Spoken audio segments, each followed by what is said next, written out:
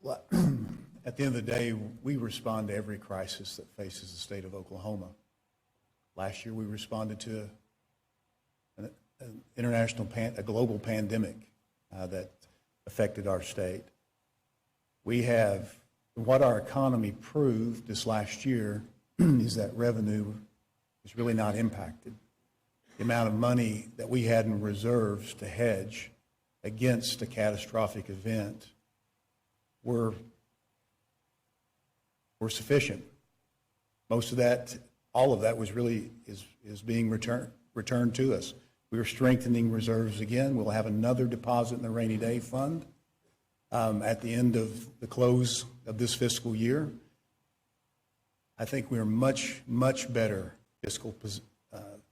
of a fiscal position than we were 5 years ago when we were facing revenue raisers to correct a fiscal crisis in the state.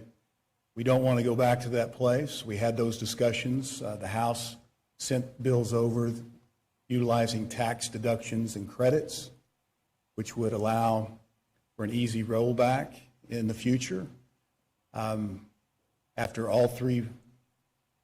the Senate's consideration, the governor's consideration, the talks and the will of the House, that tax relief needs to happen this year. We arrived at the decision to do a direct cut of rate on both of those measures. Those will require a 3/4 vote sometime in the future if they're ever to be returned.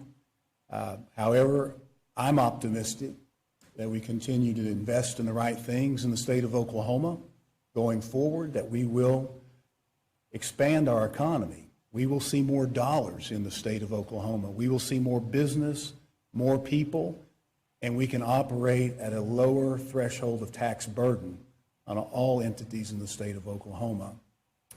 And that's why I'm very appreciative that we are taking up the individual and the corporate reductions this year, because I believe it sends a tremendous message to the businesses that are looking at the state of Oklahoma and the people that you're going to be able to keep more of your earnings.